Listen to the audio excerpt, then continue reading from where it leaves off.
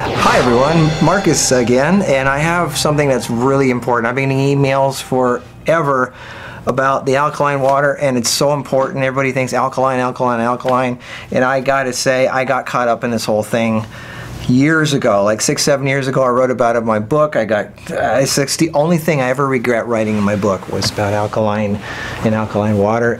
We learn our lessons the hard way, and it's all about growing and learning more. So I brought a scientific expert with me today who's going to help clear up a lot of these questions about the matter. Now, those of you who have a Kangen machine, I'm not saying to throw it out because it definitely has its purpose, but it's not for what you think. It's actually the opposite of what you think. It's actually the acid water that you want. I'm not talking about drinking it, but we'll get into that in a minute. So before you start coming after me, know what, there's a place for everything, but it's the whole alkaline water thing is it's a joke, it's a myth, it's ridiculous, and I want people to really know what's going on. So with me today I have James Sloan. He's the same guy that was in my free food and medicine thing on wild plants. He's an expert. He was in the medical field for 13 years. 13 years, and he gave up his license because he just got fed up with, and he'll explain this in a minute, and he became an expert on herbs and healing yourself naturally. And if anybody can explain anything scientifically, medically, and in a very intelligent sounding way, he's the guy. So here we are today. Thanks for coming, James. Finally we get to have this important talk. Yeah. So go for it. Start the process with the alkaline thing. You know, basically what people need to understand is that the body has various pHs. There's not a singular pH in the body. There's parts of the body that have to be acidic. Stomach, for example, the skin is actually slightly acidic. If the skin becomes too alkaline, it actually becomes damaged. There's parts of the intestine that are slightly acidic. And one of the roles of the acids in the body is to control pathogens, because one of the big myths we hear a lot is that the alkalinity kills pathogens, acidity promotes it, and it's actually just the opposite. You know, like our skin, we have flora on our skin that generate acids. Those acids actually help to kill the flora. When we ingest bacteria in our food, stomach acid kills the pathogens, and so on and so forth. A good example of that is you can look at wild dogs. They can eat meat that's been rotting out there for 2-3 weeks and they don't get sick despite all the bacteria. Dogs produce stomach acid, I think it's something like 10 times higher than humans do, and it's that acid that kills the pathogens. Another great example is Candida. Candida actually thrives in an alkaline environment, and this is really, really simple to prove too, because when women take antibiotic, they end up with yeast infections. The reason for that is the antibiotics kill off the flora that generate the acids that control the Candida. Right. In an acidic environment, the Candida growth gene is actually turned off and is kept in its benign, it's a yeast form, because it's a dimorphic microbe. It exists as a yeast and exists as a fungus. When the environment becomes too alkaline, such as when you take antibiotics, you kill off the flora, the pH actually rises. That turns on the Candida growth gene, and it also turns it into its hyphal form or fungal form, where the hyphae and the fungus actually allow it to dig into the tissues and cause tissue damage. Another big myth that I always hear, and in fact I just read this recently, is I keep hearing cancer cannot survive in an alkaline environment. Yeah. Total bogus. No, it's not even true at all. In fact, the internal pH of a cancer cell is more alkaline than a healthy cell. You can look up the studies on Medline, but it'll sit there and show the internal pH is more alkaline. And the reason for that is that the cancer cells do not generate lactic acid like is commonly told. They actually generate lactate, which is non-acidic. The acidity comes from the hydrogen protons, and the cancer cells cannot tolerate the acidity, so they export those hydrogen protons to the external matrix, and that's what causes the acidity. So they're actually getting rid of the acidity to protect themselves. It's that alkalinity that allows them to survive and thrive. If people really want to alkalize, all they really have to do is hyperventilate, and that will cause them to go very alkaline very quick, because you're blowing off so much carbon dioxide that it actually will raise your pH. And what happens when you hyperventilate? You end up passing out. Well, the reason for that is that you need the carbon dioxide, or carbonic acid technically, in order to maintain the blood vessels in an open state. When you go too alkaline, it actually constricts the blood vessels, causing a decrease of blood flow going to the brain, so you end up up passing out. And when you pass out, you actually, your respiration will either slow down or stop temporarily. And what that does, it builds back up the carbonic acid to dilate the blood vessels, restore blood flow back to the brain. So really, the best way to become alkaline, if that's what you really want to do, is just breathe. You can't really force your pH one way or the other. That's, again, it's a big myth. Itself. Exactly, the body's always going to adjust. So you're just making the body work harder. And this is something people don't understand. This is really important. You think you can make your pH go up or down? Your body's automatically got its self-leveling systems built in. You can't really mess with your body that much, right? Right. Both acidosis and alkalosis are both extremely rare conditions because the body has so many different redundant systems to maintain its pH. What's interesting though is alkalinity is actually more dangerous than acidity because the body has less to deal with alkalinity than it does acidity, and either alkalinity or acidity can kill you. Right. So alkalinity is actually considered more of a dangerous condition than acidity. But again, both of them are extremely rare. You might see it in, if you drink antifreeze, you'll end up with acidosis. If you've got COPD because of the hypoventilation, you might end up with a little bit of acidosis, or you might go into diabetic ketoacidosis. But those are some of the few rare cases that we actually see cases of acidosis. Alkalosis is more when people overdoing alkaline stuff, for one. Taking antacids with milk can cause milk alkali syndrome, which is extremely dangerous. So there are some conditions too where alkalosis presents as a major danger to the health. So what's this thing with milk again? It's called milk alkali syndrome. Basically, it's when people, well, there's other reasons. That depends on what books you read on it, whatever. But generally, it's considered when people take antacids and milk together, that it can actually over-alkalize the blood, and you get what's called milk alkali syndrome. And it can be quite dangerous. Really? Yeah. There's a lot of reasons we need our stomach acid, and when you take anything alkaline, whether it be alkaline waters or baking soda, anything like that, you're actually going to wipe out your stomach acid. It's like, how many people would sit there in the alternative field, I should say, our holistic field, and we're going to sit there and say, go take Tums. And say, oh no, that's like a pharmaceutical drug and whatever, it's bad for you because you're going to wipe out your stomach acid. What's the difference? Yeah. If you're taking baking soda or taking alkaline water, you're doing the same exact thing to the body. Right. Just baking soda, you're getting a lot more sodium in your system is the only difference. This is an interesting thing that people, this brings up my thing about testing yourself with pH paper. I think what a lot of people don't realize, they pee on paper and they see that they're alkaline or they're acidic. And I keep trying to tell them, like, well, what you're measuring is what the body's getting rid of, right? So whatever it got rid of, you probably had the opposite inside you. If you got too much acid in your body, gets rid of a lot of acid. So you measure it. It says you have acid, but actually you're actually now more alkaline. So it gets a lot more complicated than that though, because urinary pH and salivary pH don't reflect your blood pH whatsoever. Right. That is one of the biggest myths out there. Something as simple as thinking about a certain food will change your salivary pH. Because it adjusts for what... Exactly, whatever it's going to be digesting. So, I mean, think about it. Your mouth is one of the filthiest parts of the human body, right? And it's alkaline. The reason the mouth's not alkaline is otherwise the acid would eat away your teeth. Which brings up a really good point, because we have bacteria that produce acids in our mouth, but the saliva helps to neutralize those acids. But if you take your pH and let's say it shows up acid, it could just be simply because you didn't brush your teeth, so you got all these acid-forming bacteria. Now you brush your teeth, the pH is going to go up because you got rid of the acid-forming bacteria. So that's one thing that people have to keep in mind. Well, really, the parts of your body that are exposed to the outside world, your skin, your sinuses, your digestive tract, vagina, everything like that has to be acidic. Otherwise, you would literally die when you have sex, or you just have bacteria landing on your skin. You'd be eaten alive. Right. Yeah, those acids help to protect your body from the pathogens. Like they found that in hospital settings, when the people used to wash their hands all the time, that the hospital infections actually went up, because the alkalinity of the skin was causing the skin to crack, and then it would allow in the cracks you would form more bacteria. Soap is alkaline, right? Exactly. It's lye. It's alkaline. Yeah. So they have it back. So the best thing you can wash your skin with is acidic stuff, right? Yeah, or if you do use soap, a simple trick you can do is make a citric acid spray. Just, you can buy citric acid like $2 a pound, and just make a weak solution of citric acid, and after you shower, whenever you just spray your body.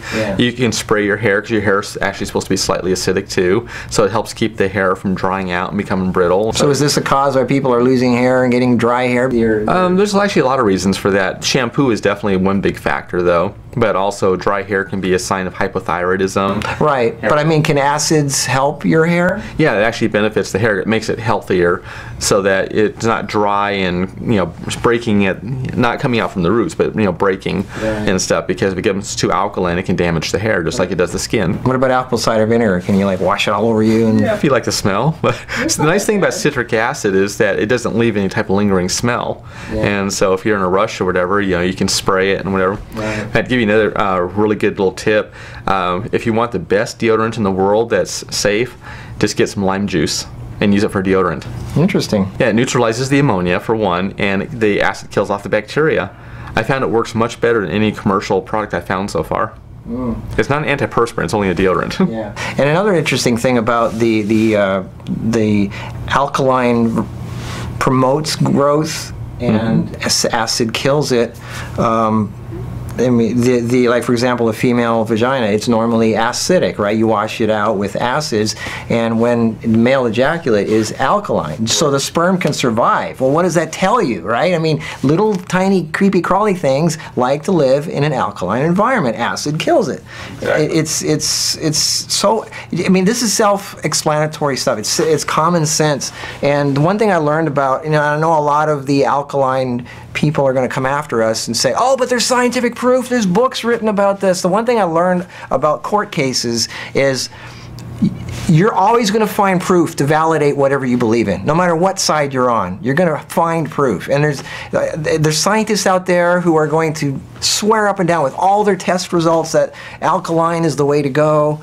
You know, I'm almost not even believing science anymore. I'm almost starting to believe in common sense. And it's like your stomach acid. Think about it. In nature, when you, in the wild, the way every other living thing is, you eat a carrot out of the ground, it's got all kinds of bacteria and stuff on it. You eat it, you get the bacteria in you. First thing that it hits is your stomach acid, which kills everything, neutralizes it. Its stomach acid doesn't just break down your food, it's like your protective barrier, right? Exactly. And nowadays, people's stomach acid is really low because of stress, because of the food that they're eating and whatever, so now the pathogens are getting through. And I think another great proof of that is H. pylori, right? Exactly. It digs into your stomach wall and it creates ammonia, which is highly alkaline. Now, why would a bacteria create ammonia, which is highly, highly alkaline? It's so alkaline that you could burn yourself and alkaline burn it. Why would something create that? Because it wants to live in an alkaline environment. So it can party in there. You're pouring food down there all the time. You're giving it like free food.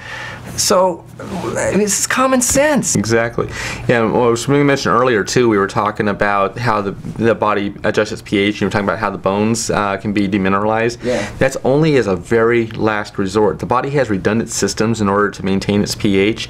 Respiration is your primary means of pH balance. Yeah. If you become too acidic, respiration increases, and that way it blows off CO2, reduces carbonic acid levels. So if you're too alkaline, your body's going to slow down its respiration to build up CO2. So that's your primary means of pH regulation. And other means include excretion of hydrogen ions through the kidneys, protein binding, pancreatic bicarbonate release, which that brings up a real interesting point too that I love to bring up to people, because everyone talks about how if you drink lemon juice, it's alkalizing, and nobody stops to think about why it's alkalizing, because technically it's an acid, right, but it has an alkalizing effect. In coffee, anything you ingest has an alkalizing effect under the same principle, because what's going on is when you ingest the acid, the stomach has to reach a certain acidity before it'll empty out. Once it reaches that particular acidity, it empties out into the intestine. The first thing that happens, the pancreas releases bicarbonate, which is your alkaline response to neutralize the acid, so the acid won't damage the intestines. And so it doesn't matter if you eat a steak or you drink lemon juice or carrot or whatever, you're going to form an alkaline response. Yeah, well, that's what a lot of people are emailing and they're saying, well, are you telling me that I shouldn't have an alkaline food because all raw food and all that green stuff, it's good for you because it's alkaline? I mean, they're thinking drinking alkaline water is the same as eating celery and spinach, because that's alkaline food, right? Yeah, that's way different, because you're talking about the difference between chelated minerals, which can act as a buffer for acids, and you're talking about hydroxides, which are caustic. There's a big difference between the two. Yeah. When we're talking about the alkaline waters, they say you have to use mineralized water. Well, the reason they do that is when they're splitting the water, you basically got your H and your OH. So your H forms your acid, your OH forms your hydroxide, but these hydroxide bind with the minerals, so you form mineral hydroxides. You got calcium hydroxide, you got magnesium hydroxide. So all these hydroxides, though, are very, very damaging to the body. First of all, they neutralize stomach acid. And when you neutralize stomach acid, they say, oh, you just form more. No, that's not true. What happens is that the nutrients required to form stomach acid, which include B6, B12, folate, all require acids to be absorbed, because it's part of the methylation process. So in order to absorb the nutrients for that methylation process to form stomach acid, you have to have sufficient stomach acid in the first place. So when you keep neutralizing your stomach acid, you're actually impeding the body's ability to generate its own stomach acid in the long run. Right. So that whole myth, you know, well, I said, oh, it's a myth. You're right, right. And add to that, you know, stomach acid being weakened because of the modern lifestyle, because of stress and everything else. Even aging, because methylation decreases with aging, so we lose stomach acidity. But then people are taking, they get heartburn, which is a lack of stomach acid leading to fermentation in the stomach. The gas builds up, puts pressure on the lower esophageal sphincter.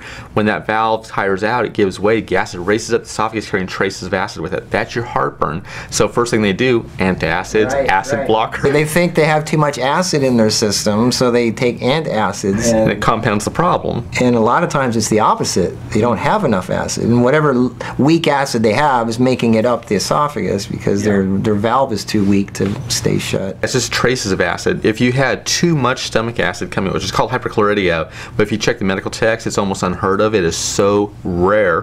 But if you had too much stomach acid coming to the esophagus, you would immediately erode away the esophagus. You would die from internal bleeding as you ruptured the blood vessels in the esophagus. It's not that common. A lot of people are saying like, well, what about all these people that are like healing themselves of cancer when by downing lots of baking soda? No, it doesn't cure cancer at all. Baking soda, that's Simoncini is the one that's really promoting that, but people got to realize is that Simoncini was directly injecting the baking soda into the tumor, not ingesting it. If you ingest baking soda, first thing it's going to hit is your stomach acid. You're not going to be baking soda. Yeah, it's not going to be baking soda anymore. So you're not getting that alkalizing effect unless you overwhelm your stomach acid, which is a bad idea in the first place. Plus, you know, if you think about cancer patients need the stomach acid for nutrient absorption. For instance, you can't break down your proteins without sufficient stomach acid. You wipe out your stomach acid, you're actually going to create more nutritional deficiencies, which is what most cancer patients die from in the first place. Exactly. And that's, you know, this is the most common thing that, forget all the scientific proof, this is common sense. You have something alkaline, you put it into acid, your stomach acid, now you don't have stomach acid anymore. It's neutralized. So how can you digest your food? How can you get nutrition into your body? This is like common sense. Forget all the, you know, these people are going to have their proof, these people are going to have their proof. But, I mean, doesn't that make sense to you guys? Doesn't, I mean, no more stomach acid, no more food into your body, no more energy. Yeah, so getting back to Simoncini, like I said, he injected the baking soda directly into the tumors. What that's going to do is it will kill the cancer cells, but it's through an osmotic shift. It's not from alkalizing. Basically, what you're going to do is to understand osmotic shift, basically it means that water is going to travel from a higher level of high purity to a lower purity. So if you take a saltwater fish and you put it into fresh water, the fresh water goes into the cells trying to dilute the salt in the cells, actually swells the cells and the cells will rupture. Now if you go the opposite and you take a freshwater fish, you put it into salt water, since there's a higher concentration of fresh water inside the cells of the freshwater fish, it moves outward into the salt and the fish actually dehydrates. That's the osmotic shift. So what Simoncini was doing was he's creating such a high level of salt inside there that it was killing the cancer cells through an osmotic shift. But again, you can't do that by ingesting baking soda. So what about these people that are saying, they claim that taking all this alkaline water and they get better and they feel better and their diseases are going away? I mean, before you answer that real quick, my answer, I think, is that anybody who, the minute somebody says, you have cancer, you're not just going to do one thing. You're going to do a lot of things. You're going to eat right. You're going to do everything, right? And alkaline water is maybe just one of those things you're going to be doing, and maybe that'll knock you back a little bit, but all these other things you're doing will probably make you better. So if you're into alkaline water, you might say, oh, the alkaline water is getting me better. Well, maybe it's your better eating. Maybe it's your better lifestyle. Maybe it's like everything else. other than that? Yeah, the herbs you start taking, the ozone therapy you're using, Yeah, exactly. stuff like the people are always going to do more than one thing. You don't sit there and attack cancer through a single means. Right. So you're going to make multiple changes, and you're going to attack from multiple means. Yeah. So that is a big factor right there. And then there's also the placebo effect. Especially these people that spend $4,000 on a machine, the last thing they want to do is go, oh my God, I was, that they wasted money, did the wrong, and that they told all their friends about the magic of alkaline water, and that now they feel like fools. Exactly. So they don't want to be like a fool. So they're going to fight to the death that this is the way to go, and nobody wants to look bad to anybody else. Yeah, they want to feel like they're duped. And I'm one of them. I got duped myself 6 years ago. I wrote about it in my book. So any of you who have that old version, update. We human, we learn, we grow, and that's the only thing I ever regret telling people is the alkaline thing. And it totally makes sense. Thank you for James. I mean, we have to learn and expand. Well, if we get back to the alkaline waters too, one of the things that people need to realize is, again, these are hydroxides. And now look up what these hydroxides really are. Like, okay, magnesium hydroxide is one of the things you'll form, because I was saying about you have to use the mineralized water in order to form those hydroxides. So let's say you got magnesium in your water, you're going to form magnesium hydroxide. What's magnesium hydroxide commercially? It's milk of magnesia. What is it used for? It's a laxative. Now, why is it a laxative? Because milk of magnesia burns the intestinal wall, and so causes an influx of fluid into the intestine that stimulates peristalsis from chemically burning the intestinal wall. That's not good for the intestines. If you have your gallbladder removed, same principle. The bile burns your intestinal wall from dumping in your intestines. You get chronic diarrhea, and it actually increases your risk of cancer. Now, you let calcium in the water. Now, you got calcium hydroxide. What is it used for commercially? It's industrial lime used to make cement. What does it say on the bag? Do not get on your skin or in your tissues, because it will burn your tissues. Hydroxides are caustic. If you look at Drano is potassium hydroxide. You can't drink it because it will burn your esophagus and you will die. Same thing, sodium hydroxide is the red devil lye. It will burn your tissues. All hydroxides are caustic, and that's what they're telling people to ingest, are these caustic fluids. On the other hand, some people are going to ask, well, can I drink the acid water coming out of the machine? Technically you could, but you're risking your teeth at this point. Personally, if you really want to drink water, the best thing in the world you can drink is spring water. It's got the minerals, and this whole thing about inorganic minerals not being absorbed is, again, it's another myth. A simple way to understand that is, how many people take sea salt? Sea salt's an inorganic mineral. It's absorbed. We utilize it. So yes, we do absorb and utilize these inorganic minerals, but again, somewhere along the line somebody decided that, oh no, we can't use them because they're rock, and so therefore you can't drink spring water to get minerals. Well, what did we do before all these machines and all this stuff came out? We drank river water, we drank spring water, and we had healthy bones, we had healthy tissues, because we absorbed and utilized those minerals. And if you think about it, I mean, if you're really into alkaline water, what is hard water? It's calcium and minerals that are alkaline, right? It's that white stuff yeah, calcium magnesium carbonates. So what's the answer to that? Is that bad for you because it's got alkaline minerals in it? It is, to an extent. It depends on what form the minerals are in. In our case, our water out here, of course, we got so much caliche in our soil that we have a lot of calcium carbonate and magnesium carbonate. And yes, the carbonates will neutralize your stomach acid in the same manner. But a lot of the spring waters and stuff, they pick up plant acids and stuff from humic acids and whatever. And so it balances out a little bit, forms more absorbable salts compared to what, like, I wouldn't drink our water here.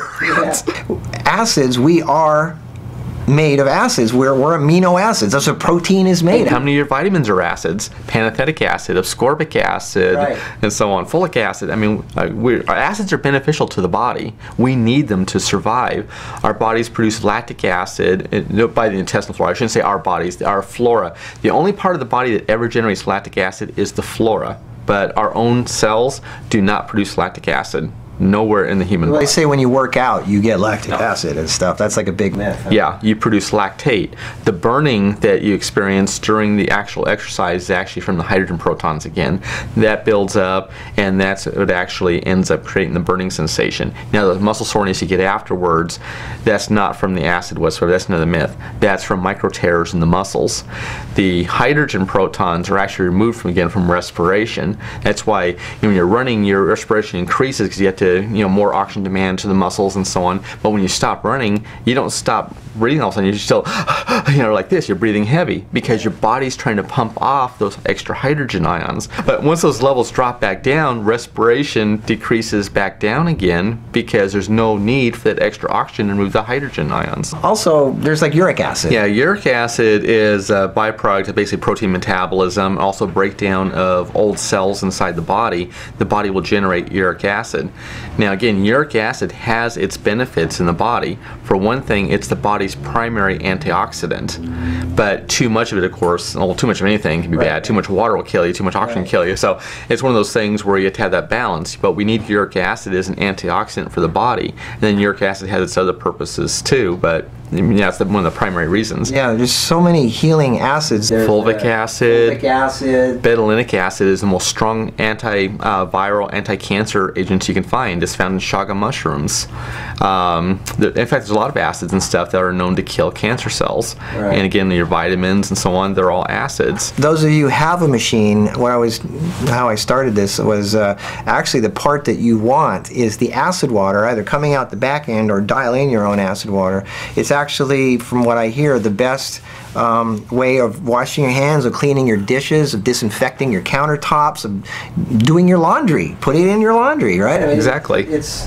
great for cleaning, disinfecting. Yeah, it'll soften the water. Anything, soften the water. Anything that's on the outside of you, washing your skin. It's a great cleansing device. Throw away the chemicals that you used to clean your stuff with. Use the acid. It's really good. It has its purpose. But the alkaline side of it, that's the everybody's got it backwards. Yeah, I mean, if you want to drink the alkaline water, just add some lemon juice or something so that you form, again, salts that aren't caustic. You'll form citrates and malates that way. Yeah, so thanks, James. This is we really needed to clear this up. Is there a way so people can get hold of you if they have any questions or anything? Medcapsules.com is basically, it's a medical information site. So it covers both allopathic and holistic. So if people want to go one way or the other, here's the information that covers different diseases. And I'm kind of busy right now, so I haven't spent a whole lot of time on it lately, but there's some archived messages on there. So that's usually the best way to check that first, because you probably find the answers to your questions already. Yeah, I've been on that site. You name any category you ever want to think of in the health world, just put in a keyword. He's already answered it. I mean, he's spent half a lifetime answering stuff. So he's one of the best sources. I really admire him. I look up to his research. He's been on both sides. He's been in the medical field. He's seen what they do in the emergency rooms, the operating room. Yeah, that's why I don't go to doctors. I haven't been to a doctor. I was 16 last time I went to a doctor, and the doctor pissed me off so bad because he was a moron, put it that way. And I've just seen, especially here, our doctors here are really bad, and I've seen them kill too many people that I know.